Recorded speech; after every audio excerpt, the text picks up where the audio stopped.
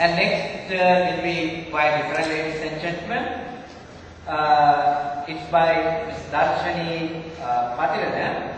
It's on impact of tax avoidance in the context of economic development in Sri Lanka, a critique of income tax and income avoidance. We all know the tax evaders are more innovative than taxpayers. Not only Sri Lanka, anywhere in the world. So probably let's see how she look at in an innovative way how we can avoid or control tax avoidance. Good evening to you all. My presentation is based on the impact of tax avoidance and tax evasion in the context of economic development in Sri Lanka. A critique of income tax, tax avoidance and tax evasion. The research objectives are examine incidences and evaluate the impact of tax avoidance and evasion in the context of economic development in Sri Lanka. This is the research hypothesis. Both scenarios adversely reshape the economy of Sri Lanka. Then the research problem is what is the impact of tax avoidance and evasion in the context of economic development in Sri Lanka. Okay, let's see what is the role of income tax in Sri Lanka. The tax is a compulsory contribution to the support of government,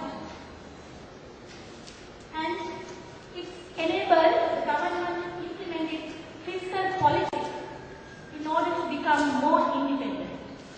Not only to achieve fiscal objectives, but also economic and social objectives as well. Therefore, taxes affect to the national economy.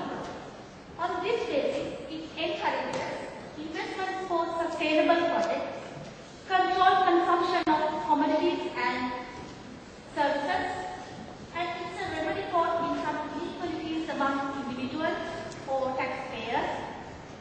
And sometimes tax may discourage some particular type of activity, such as tobacco-based products or alcohol-based products.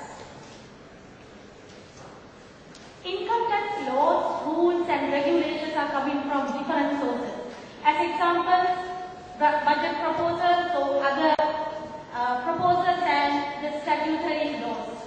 The basic and the most important source of the income tax in Sri Lanka is number 10 of 2006, that is Inland Revenue Act. So let's see, according to the statutory laws and the judicial interpretation, what is meant by tax avoidance and tax evasion. Actually, both are similar words.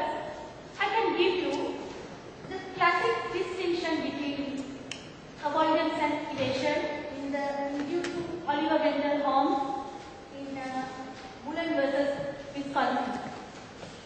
According to his interpretation, I can summarize the tax avoidance means find all the legal ways to avoid paying tax. And tax evasion is a crime in almost all countries and subject to guilty party to fine or even imprisonment.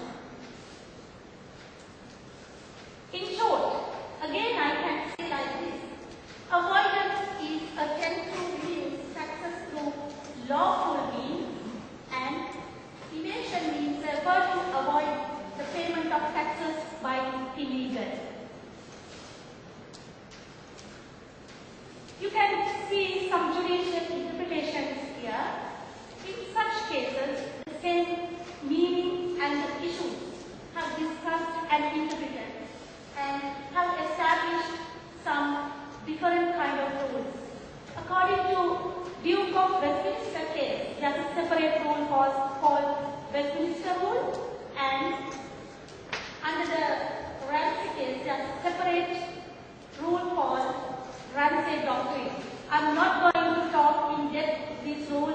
to it because the time consuming. And in India, tax avoidance has always been a sticky subject. It has shown by the recent decision in Asadi Bacho and Nolan case, and the draft direct tax code is going to be enacted very soon in India, and now includes within it a specific provision that introduces Indian direct tax jurisprudence for the first time, but it's internationally called a general anti-avoidance rule. Actually, it is an internationally accepted rule and is a good approach for avoiding tax avoidance among taxpayers. So I would like to propose this approach to Sri Lankan legal context as well. In levying taxes, the government must see to it that taxes achieve equality and social justice. Income tax plays a crucial role in Sri Lanka because it furnishes the treasury of its total revenues. The vast majority of Sri Lankan individuals and businesses pay the tax that is due.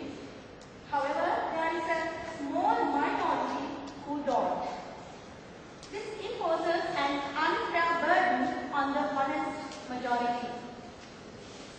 This situation contributes to the tax gap, along with errors, failure to take reasonable care, non-payments, legal interpretations, hidden economy, and so on. Sri Lankan tax law provides that taxes are compulsory payments collected for state and public welfare. But the taxpayers are attempted to vary or reducing the payment of tax by tax exceptions and relief, tax holidays, deductions, charities, submitting an incorrect statement of accounts, making false entries, and so on. The problem of income tax avoidance has become the subject of debate in the society. However, only made the problem worse and led to a breakdown in the relationship between the public and the income tax department. To avoid this situation, I suggest following